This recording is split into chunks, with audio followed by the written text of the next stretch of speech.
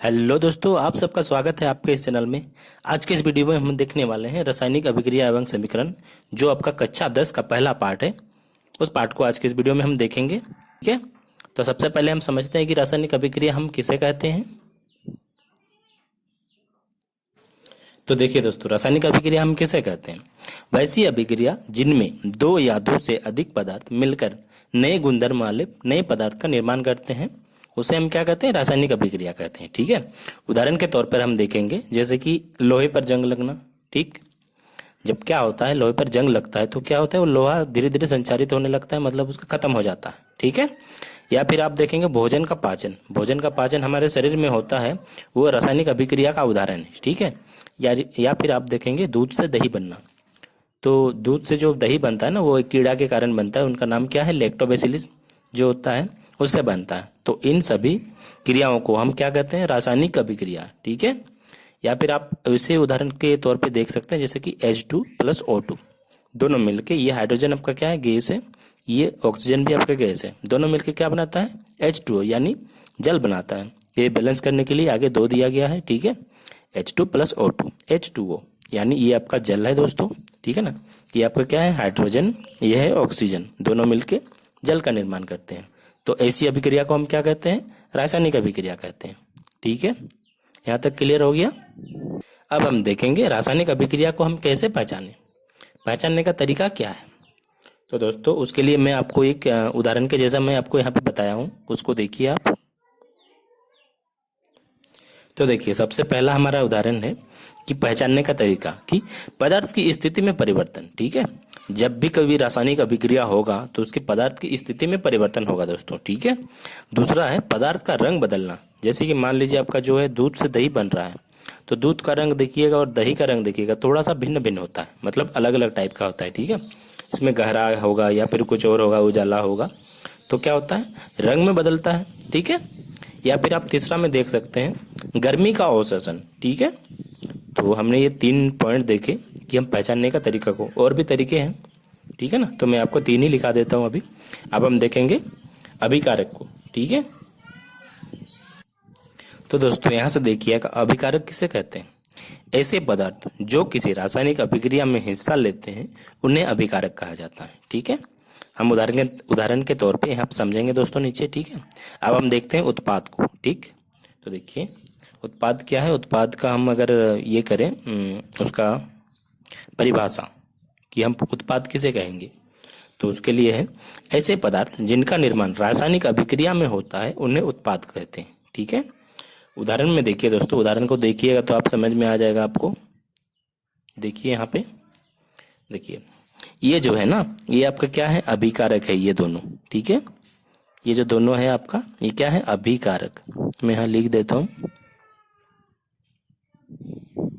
और ये आपका क्या है, उत्पाद है। ठीक है, तो ऐसे पदार्थ जिनका निर्माण रासायनिक अभिक्रिया में होता है, ये रासायनिक अभिक्रिया यहाँ पे हुआ, उनके बाद इनका निर्माण हुआ, तो ये आपका क्या हुआ, ये आपका क्या हुआ, उत्पाद। ठीक है, तो यहाँ पे मैं लिख देता हूँ, ये आपका क्या है, उत्पाद।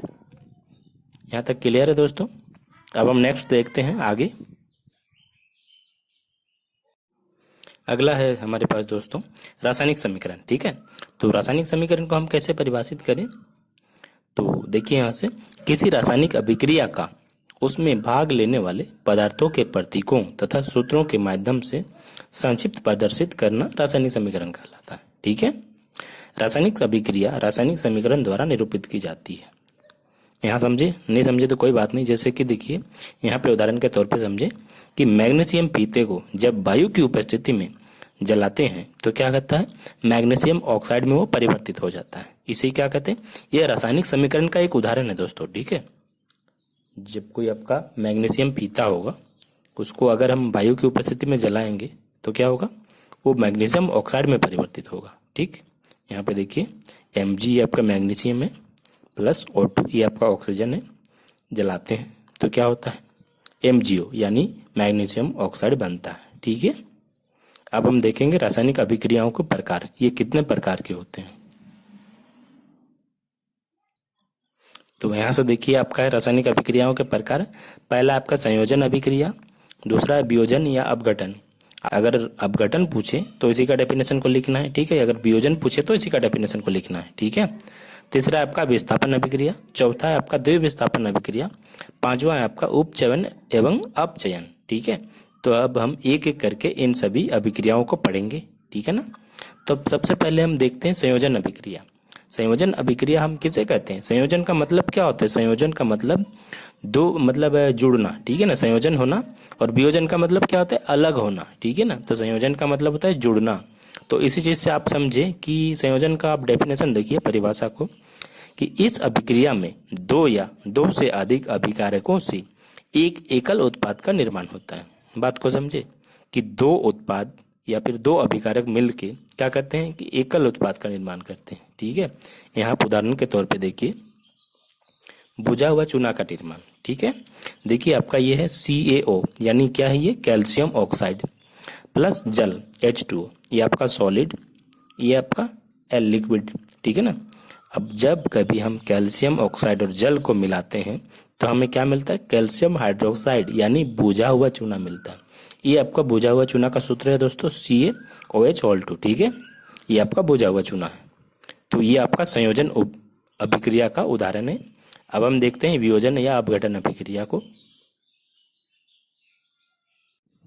तो अब हम देखेंगे वियोजन या अपघटन अभिक्रिया को।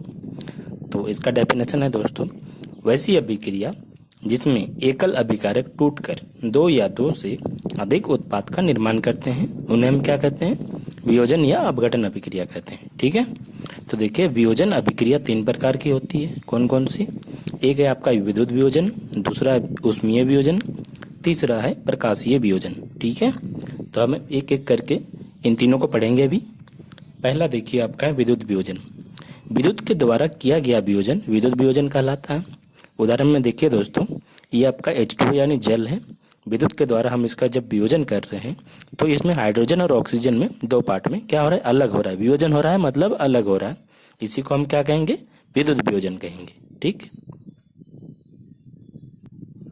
अब हमारे पास है देखिए बी नंबर में ऊष्मीय वियोजन, ठीक है। तो देखिए इसका डेफिनेशन, इसमें वियोजन की क्रिया ऊष्मा के द्वारा होती है, ठीक है। ऊष्मा मतलब समझ रहे हैं? हीट, या ऊष्मा के द्वारा होता है, ठीक है। तो उदाहरण में देखिए ये आपका CaCO3 है। ऊष्मा के द्वारा जब इसका वियोजन हो रहा है तो ये CaO प्लस CO2 में ये टूट रहा है, ठीक है। बात को समझिए। यहाँ पे देखिए O2, यहाँ पे दो ऑक्सीजन, यहाँ पे एक, यहाँ पे तो 3 ऑक्सीजन हो रहे हैं और C आपका एक है, ठीक। तो वियोजन हो रहा है, यहाँ पे समझ में आ गया आपको। अब हम देखते हैं प्रकाशीय वियोजन को। तो देखिए यहाँ से सूर्य के प्रकाश की उपस्थिति में होने वाला वियोजन प्रकाशीय वियोजन कहलाता है, ठीक। उदाहरण में देखिए AgCl है आपका। Ag आपका क्या होता है? सिल्वर, ठीक है, क्लोराइड। सूर्य का प्रकाश में देखिए आपका क्या हो रहा है? Ag प्लस Cl में टूट रहा है ये, ठीक। यहाँ तक क्लियर हो गया। अब हम नेक्स्ट देखते हैं, अगला हमारा कौन सा अभिक्रिया था? तो अगला है दोस्तों हमारे पास विस्थापन अभिक्रिया, ठीक। ऐसी अभिक्रियाएं जिसमें अधिक अभिक्रियाशील पदार्थ कम अभिक्रियाशील पदार्थ को उसके यौगिक से अलग कर देता है, उसे हम क्या कहते हैं? विस्थापन अभिक्रिया कहते हैं, ठीक है। विस्थापन का मतलब क्या ना? विस्थापित होना, एक जगह से दूसरे जगह जाना। जो अधिक अभिक्रियाशील पदार्थ होगा वो कम क्रियाशील पदार्थ को क्या कर देगा? विस्थापित कर देगा उसके जगह से, ठीक है। यहाँ पे देखिए आपका Ap यानी क्या है? ये लोहा, ठीक है। और यहाँ पे देखिए CuSO4 यानी ये क्या है? Copper sulphate. तो ये क्या कर रहा है? अभिक्रिया करके क्या कर रहा है? ApSO4 बना रहा है। ये जो SO4 है यहाँ, ये Ap के साथ जोड़ रहा है और ये जो Cu है यहाँ क्या हो रहा है? ये अलग हो रहा है। देखिए यहाँ पे, देखिए यहाँ मैंने लिख दिया, यहाँ लोहा कॉपर से अधिक अभिक्रियाशील है, इस वजह से क्या हो रहा है? कॉपर को ये जो लोहा है ये अलग कर दे रहा है। देखिए कॉपर यहाँ पे जुड़ा हुआ है SO4 के साथ, है ना, CuSO4 है। अब यहाँ देखिए SO4 के साथ Ap जोड़ रहा है, क्योंकि Ap जो यानी जो लोहा है वो कॉपर से, ये जो कॉपर है इससे अधिक अभिक्रियाशील है, ठीक है। विस्थापन अभिक्रिया समझ में आ गया। अब हम देखते हैं द्विविस्थापन अभिक्रिया को। तो देखिए द्विविस्थापन अभिक्रिया ऐसी अभिक्रिया जिसमें दो बार विस्थापन होते हैं उन्हें द्विविस्थापन अभिक्रिया कहते हैं। नाम से ही पता चल रहा है, ठीक है। उदाहरण में देखिए Na2SO4 प्लस BaCl2, इसमें देखिए 2 बार हो रहा है। BaSO4, जो Ba है वो आपका SO4 के साथ, मतलब SO4 Ba के साथ जुड़ रहा है यहाँ पे देखिए, प्लस NaCl, ये नमक बना रहा है, ठीक है। NaCl क्या होता है? सोडियम क्लोराइड, नमक का निर्माण कर रहा है यहाँ पे, ठीक है। अब दूसरा उदाहरण देखिए, NaCl ये नमक है आपका, प्लस AgNO3 अभिक्रिया करके क्या बना रहे हैं? AgCl, ठीक है, सिल्वर क्लोराइड प्लस NaNO3, जो Na है आपका ये NO3 के साथ जुड़ रहा है, ठीक है। तो ये हमारा क्या हो रहा है? द्विविस्थापित हो रहा है, इसे हम क्या कहेंगे? द्विविस्थापन अभिक्रिया कहेंगे, ठीक है ना। अब हम देखेंगे उपचयन एवं अपचयन को, जिन्हें हम क्या कहते हैं? रेडॉक्स अभिक्रिया भी कहते हैं। यहाँ से उपचयन क्या किसे कहते हैं? किसी पदार्थ में ऑक्सीजन की वृद्धि अथवा हाइड्रोजन का ह्रास, ह्रास मतलब क्या होना? क्षय होना, यानी कम होना, उसे क्या कहते हैं? हम उपचयन कहते हैं, ठीक है। यहाँ से देखिए C+O2 क्या हो रहा है? CO2। तो यहाँ से देखिए, यहाँ से देखिए कार्बन में ऑक्सीजन की वृद्धि हो रही है, ये जो कार्बन है इसमें ऑक्सीजन की वृद्धि हो रही है, इसका मतलब क्या हो रहा है? यहाँ पे उपचयन हो रहा है। डेफिनेशन क्या है? किसी पदार्थ में ऑक्सीजन की वृद्धि होना, तो यहाँ पे कार्बन में ऑक्सीजन की वृद्धि हो रही है, यानी ये क्या हो रहा है? उपचयन हो रहा है, ठीक है। अब देखेंगे अपचयन को। देखिए किसी पदार्थ में हाइड्रोजन की वृद्धि अथवा ऑक्सीजन का ह्रास होना क्या कहलाता है? अपचयन कहलाता है, ठीक है। यहाँ पे देखिए CuO है आपका प्लस H2, तो मिलके क्या हो रहा है? Cu कॉपर प्लस H2, यहाँ पे हाइड्रोजन की वृद्धि हो रही है, ठीक है। ऑक्सीजन में क्या हो रहा है? हाइड्रोजन की वृद्धि हो रही है, ठीक है। अब देखिए नोट में देखिए, जब किसी अभिक्रिया के दौरान उपचयन की क्रिया एवं अपचयन की क्रिया दोनों एक साथ हो उसे रेडॉक्स अभिक्रिया कहते हैं, ठीक है।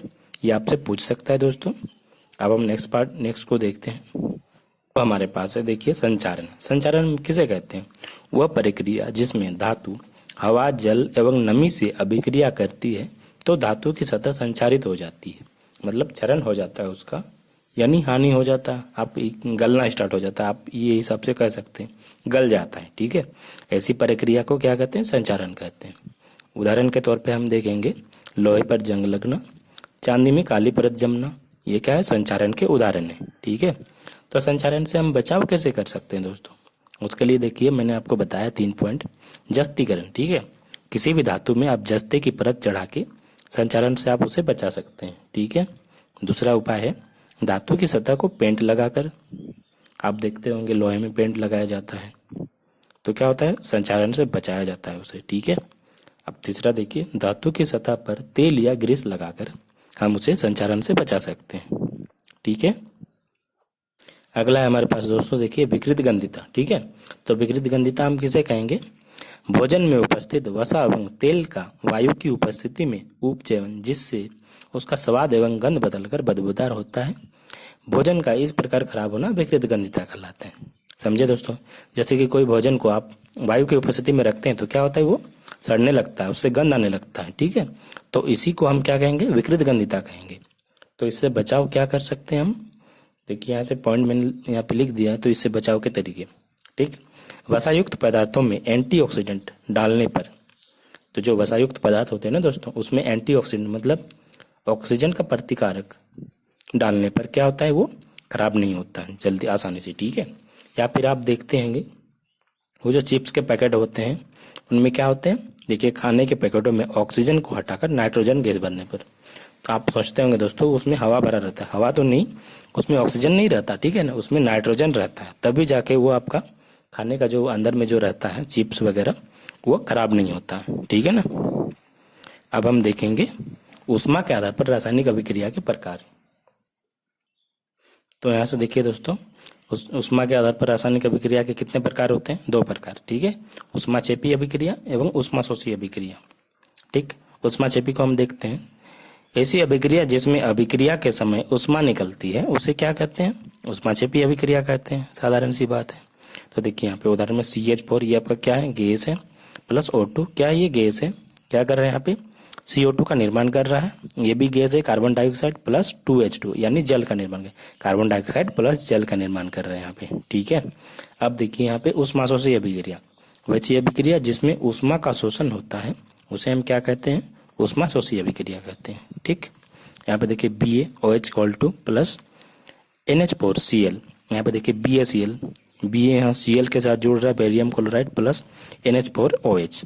ठीक है, NH4 है, यहाँ पे OH यहाँ पे जुड़ रहा है। ठीक है ना, इसमें क्या हो रहा है, ऊष्मा का शोषण हो रहा है। ठीक, तो दोस्तों हमने यहाँ तक देख लिया। आपको अगर कहीं भी दिक्कत है तो आप कमेंट करके पूछ सकते हैं। ठीक है, तो ये हमारा खत्म हो गया दोस्तों। एक चीज़ नहीं हुआ केवल कि समीकरण को संतुलित करना। ठीक है, मैं वो नेक्स्ट वीडियो में उसके लिए अलग से एक वीडियो लेके आऊँगा। ठीक है, कि समीकरण को हम संतुलित कैसे करते हैं। तो मिलते हैं दोस्तों नेक्स्ट वीडियो में। यह वीडियो कैसी लगी कमेंट करके ज़रूर बताएं। Thank you.